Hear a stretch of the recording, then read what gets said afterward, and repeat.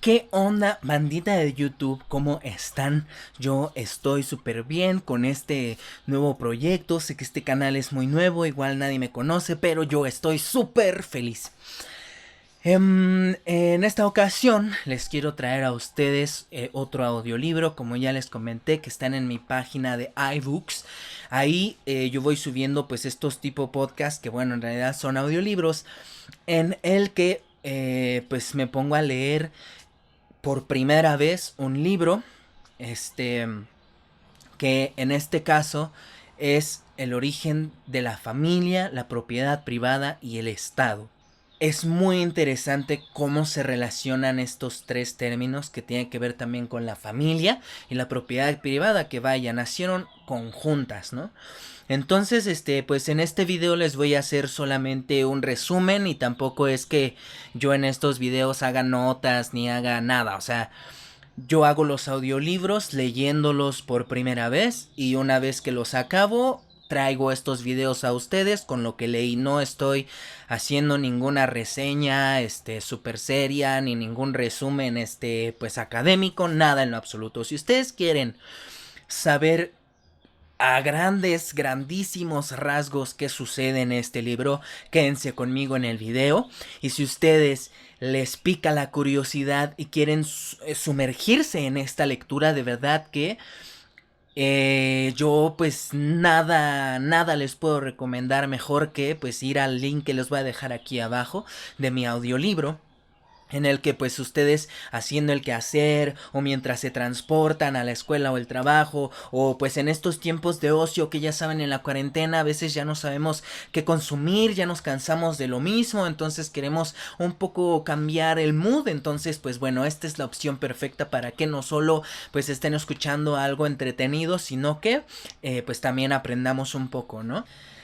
Y bueno, lo que pasa aquí con este libro es que Frederick Engels, ya saben la mayoría, y si no lo sabes, pues es casi pues el mejor amigo, el bestie de Marx.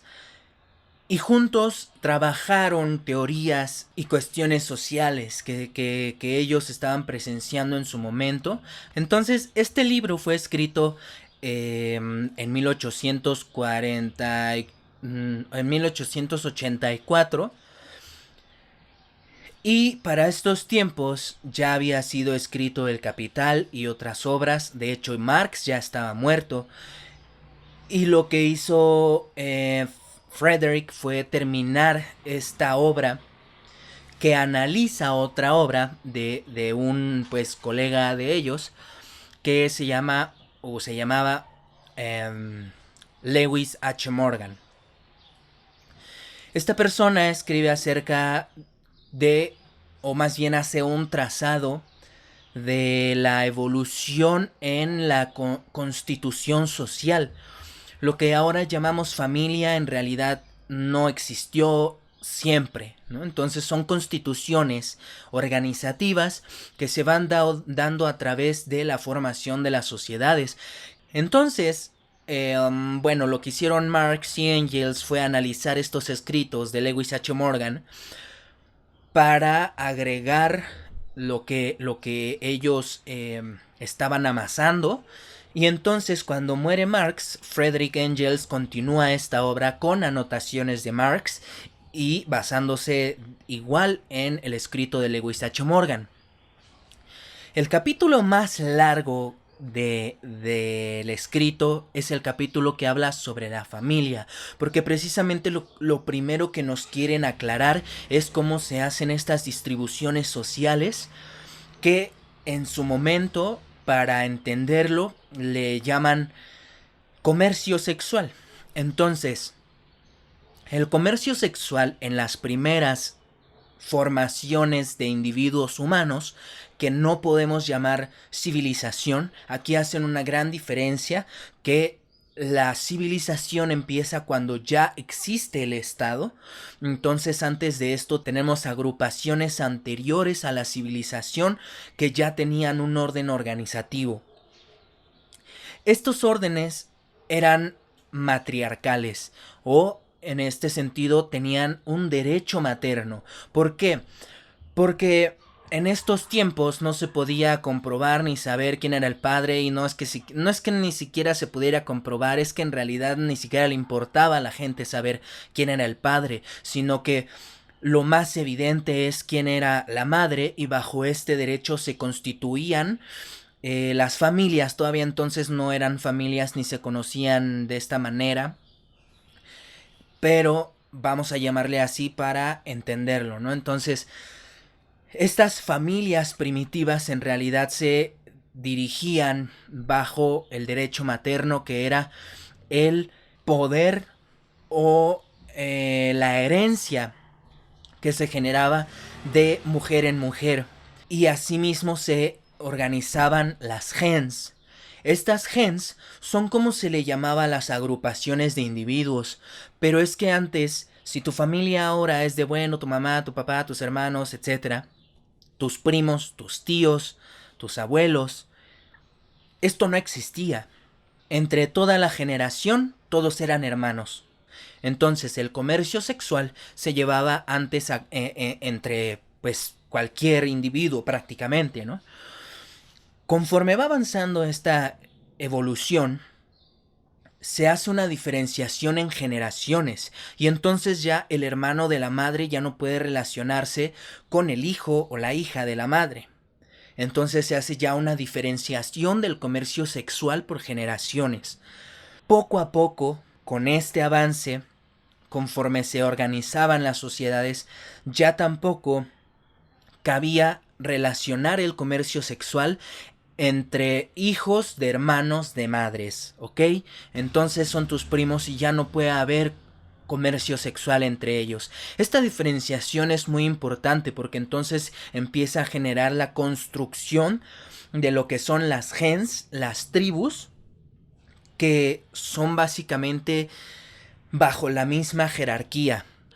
Se fue diferenciando entre que si antes no importaba quién era hijo de quién, quién pues cochaba con quién, poco a poco se fue diferenciando, primero entre generaciones y ya luego entre parentescos. Y entonces así se iban reduciendo las posibilidades del comercio sexual. Ahora ya solo podías tener comercio sexual con alguien de otra gens. Entonces, lo que sucede es que antes sí existían igual unas jerarquías y existían los jefes, los guerreros, etcétera. Pero las decisiones del pueblo las tomaban todos, todos tenían parte en estas configuraciones, en las decisiones, mujeres, hombres por igual, jóvenes, ancianos, tuvieran el puesto que tuvieran, todos tenían el derecho de palabra y de voto. Frederick Engels entonces en este libro, bajo las notas de Marx, dice entonces que llega un momento en el que la diferenciación de los sexos generó un problema. Los hombres de la tribu no podían pues heredar familia. ¿Sabes? Ahora nuestras familias están constituidas por, bueno, los Pérez. ¿Quiénes son los Pérez? Pues los hijos de Pedro Pérez, ¿no? O se hace que la herencia se recae en los padres, pero antes no era así. Antes la herencia era materna, como ya dije, entonces los hombres no tenían ningún derecho de legado. Esto genera un conflicto y entonces en las sociedades se puede registrar que poco a poco los hombres definieron la herencia paterna eliminando el derecho materno. Esto ya sucede cuando se empiezan a construir las sociedades, las civilizaciones, cuando empezamos a tener los primeros nacimientos de normas o leyes. Y es de aquí de donde nace la palabra, pues, matrimonio y patrimonio, puesto que, ya que estamos en la civilización, por ejemplo, romana, el hombre toma poder de la civilización. Ahorita estamos hablando solamente de la familia, no estamos contando la propiedad privada y el Estado. Entonces, Ténganlo en cuenta, estamos avanzando en el tiempo, pero solo estamos contando la evolución de la familia. Entonces, ya que el hombre empieza a tomar poder en la sociedad que la mujer deja de tener, cuando la mujer empieza a ser relegada a la casa y a su poder de su casa y a sus instrumentos de su casa, pero en la sociedad y en la casa ahora domina el hombre. Y por eso mismo, Engels de hecho dice que dentro de la conjunción o estructura familiar, la mujer se vuelve el proletariado y el hombre el burgués, la burguesía. ¿Por qué? Porque entonces aquí ya empezamos a notar la diferencia de clases basada en el sexo. Primero que nada, en el sexo. Cuando en Roma, por ejemplo, empezamos a tener esta constitución que se llama ya formalmente familia, no existen las familias como son ahora de todos modos. Era una familia primitiva que contaba con el padre como la cabeza y líder y voz de la familia. Y su familia, la familia del padre, eran su mujer, sus concubinas, los hijos de la mujer y de las concubinas y los esclavos. Esa era la familia. Entonces la familia depende ahora del padre. El derecho paterno pasó a aniquilar el derecho materno. En este orden empieza a surgir entonces lo que es el patrimonio, que por medio de las reglas o normas, leyes, que ya no son la ley biológica, que es de dónde nacen las personas, ese era el derecho materno, ahora es quién es dueño de la familia. Bueno, entonces ese dueño de la familia es quien tiene el poder o la propiedad sobre los objetos familiares, sobre la casa, sobre los esclavos. Y entonces el patrimonio es la herencia que otorgan los padres a sus hijos. Sí estamos entendiendo cómo se diferencia esta parte del Estado, esta parte legal, de la parte pues constitutiva natural que tenían las sociedades, que pues van pasando, va transicionando. Todo esto es paulatino, obviamente, no llegan los hombres y dicen ya a la verga. Pues esto es paulatino, la gente en realidad no se da cuenta que está sucediendo y tampoco lo hacen con intención, sino que poco a poco se van formando estas estructuras.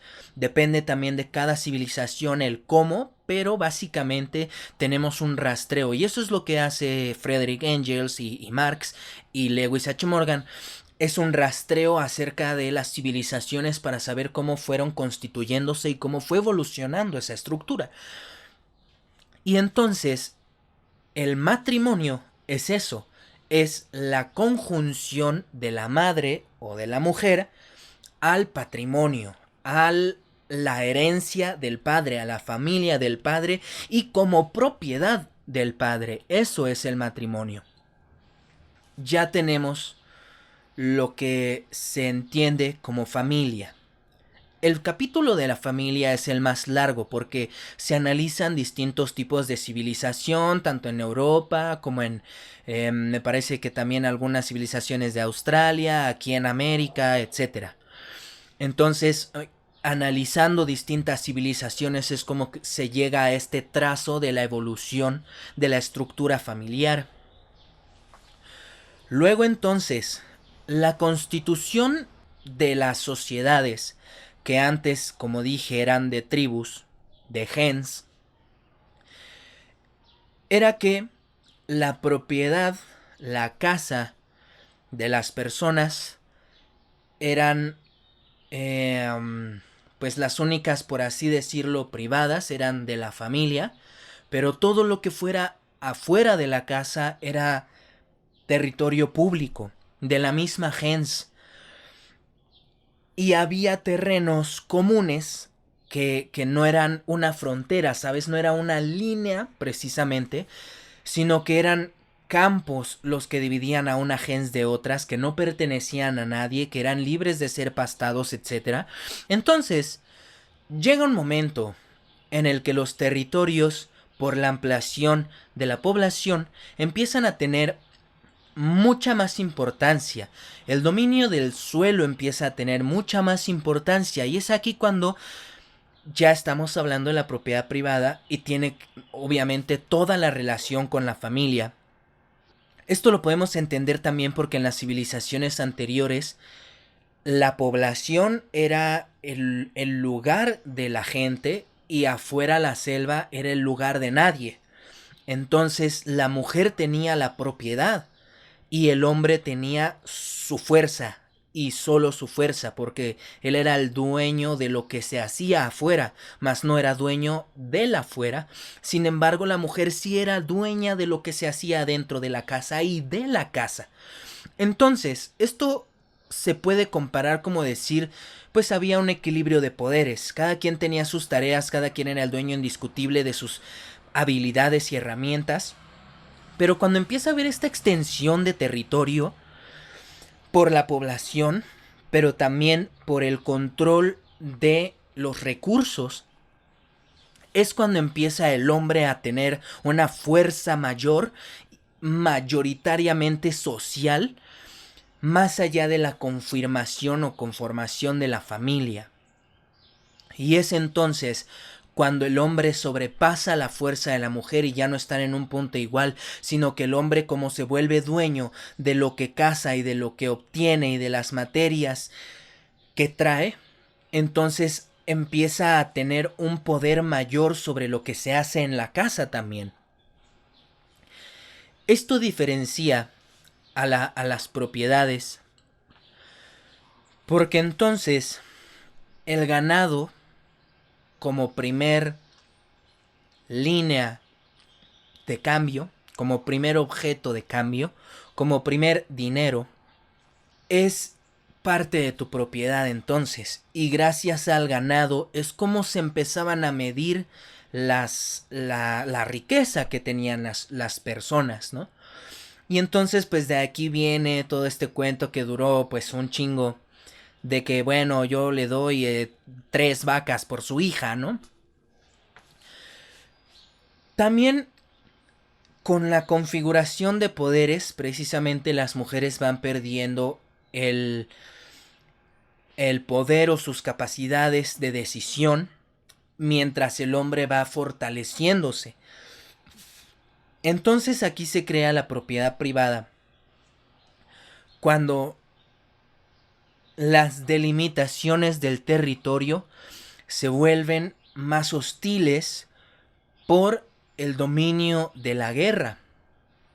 En algún momento se vuelve complicado esta interacción, y también con el crecimiento de la población las relaciones también se vuelven más complicadas, y es aquí cuando empieza a cambiar la conformación social y empieza a nacer lo que llamamos como Estado, en donde no solo basta los acuerdos de palabra, los acuerdos entre familias, sino que ya hay que erigir un control sobre toda la población que sea parejo.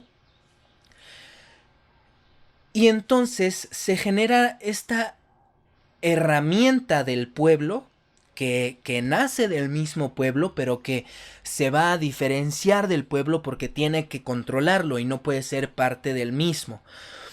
Supuestamente, obviamente aquí hay una línea imaginaria. ¿Cuándo empieza a ser estado y cuándo deja de ser pueblo, no?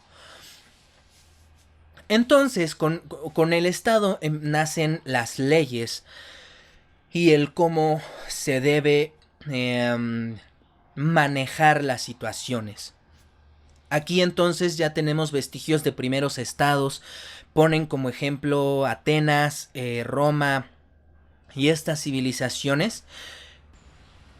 Ya que tenemos una propiedad privada, algo que me pertenece, porque somos ya la familia y porque estamos dirigidos bajo un estado, entonces empieza a venir el dinero.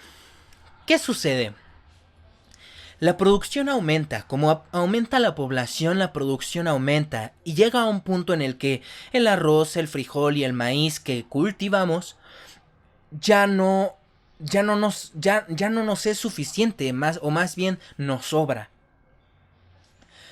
Antes cultivábamos y cazábamos lo que comíamos e ingeríamos y nada más.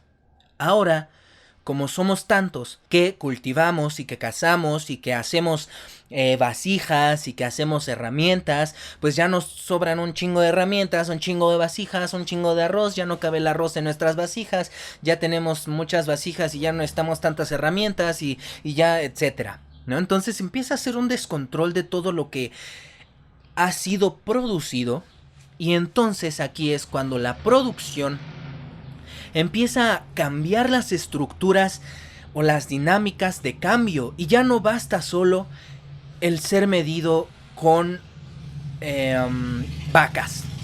Surgen personas clave que hoy en día pues nos parecen tan normales, tan comunes, tan necesarias. Muchos de nosotros hemos trabajado de esa parte y participado de esa parte. ¿De qué estoy hablando? De los mercaderes. Antes no habían solo mercaderes. Antes la gente cultivaba lo que se comía, cazaba lo que se comía. Y si le sobraba, bueno, yo cultivo arroz, tú cultivas frijoles, ya sabes, cambio. Pero cuando yo ya tengo un chingo de arroz y de frijoles y tú también, ya no nos sirve, ya no nos podemos cambiar entre nosotros, empieza a salir esta figura que sin formar parte de la cadena de producción, se apropia de la producción y de el trabajo de los productores para dominar el mundo del cambio y cuánto vale y cuánto te voy a pagar por él. Porque entonces aquí si la persona ya no está consciente de que está cambiando, yo le doy mi kilo de arroz a la persona y pues yo sabía que 100 kilos de arroz eran igual a una vaca, ¿no? Pero bueno, ahora esta persona me está diciendo que me va a comprar 100 kilos de arroz por media vaca y pues a mí no me sale. Pero es lo que él me está dando y a mí me sobran los 100 kilos de arroz, no me los puedo quedar, se me van a echar a perder y yo también necesito consumir otras cosas. Entonces, yo toda esta mercancía se la otorgo al mercader y el mercader va con otra persona y lo vende. ¿Qué es esto? Entonces estamos generando una cadena de venta que ya no tiene que ver con la producción ni con su productor. Y entonces el mercader que compró 100 kilos de arroz por media vaca, entonces va con otra persona y le vende los 100 kilos de arroz por una vaca entera. Y entonces se genera este revendimiento y esta ganancia. Pero pues es que ¿qué ocurre? En realidad el productor ya no sabe qué es de su mercancía ni cuánto vale. El único que lo sabe es el mercader. Y entonces aquí se empieza a romper, se termina de romper la estructura social. Porque la gente ya no es dueña de su producción ni de lo que se gana con ella, sino que por medio de un intermediario está sometida a lo que diga ese intermediario.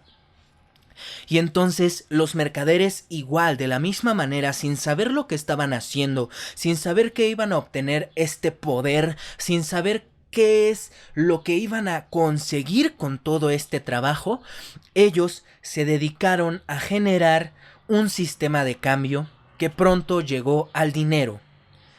El dinero que es invención de los mercaderes y que tasa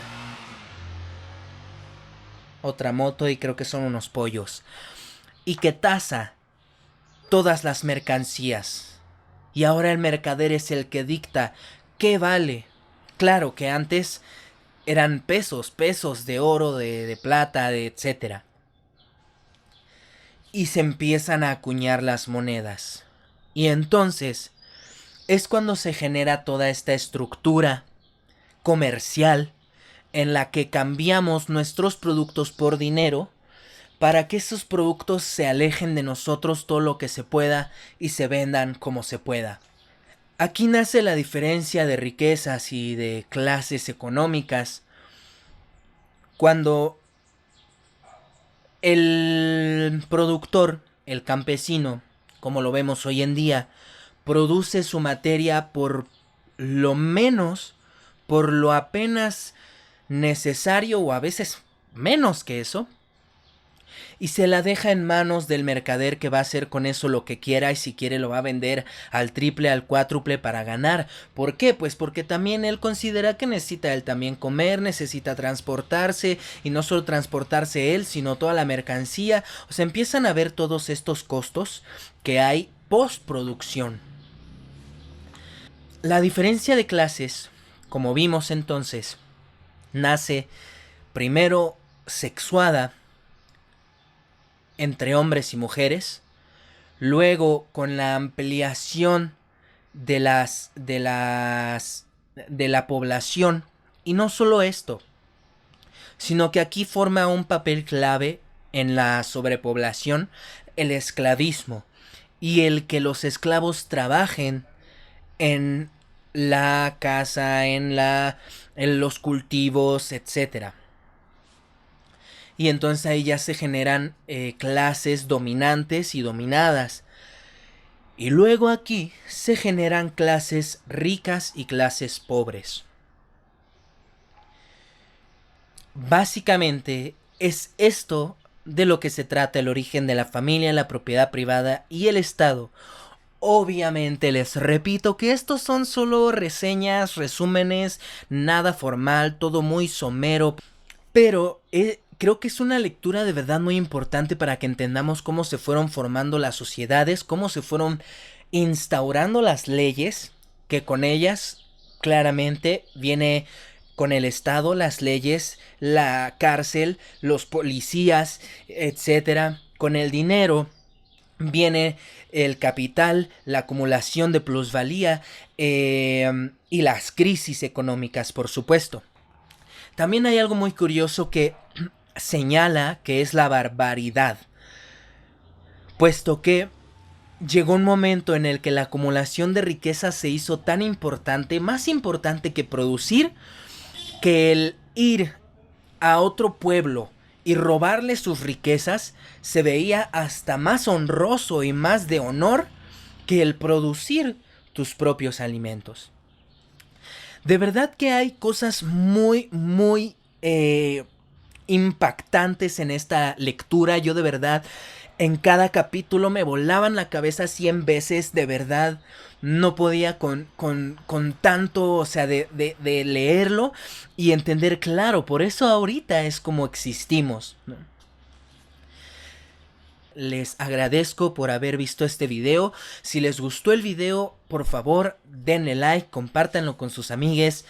Y si les gusta el contenido de este canal, suscríbanse. Si van a los audiolibros, yo se los agradeceré de verdad con mucho, mucho amor. Y pues también pueden compartir los audiolibros con todos sus amigues. Yo sé que hay mucha gente, muchos lectores ávidos de este tipo de temas, y que a lo mejor si me vieron con alguna imprecisión, pues me la pueden comentar aquí abajo sin hate, por favor. Y también, pues bueno, si quieres decirme cualquier otra cosa, pues también aquí en los comentarios, siéntete libre.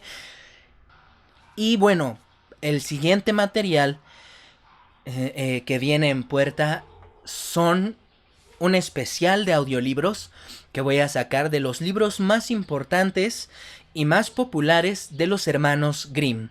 No sé si aquí exista algún fan de este tipo de lecturas. Volvemos a la literatura con cuentos de niños, no para niños, pero sí, pero no. Y sin más que agregar, yo soy Sofía Cowo, me pueden seguir en todas mis redes sociales. Nos vemos a la próxima.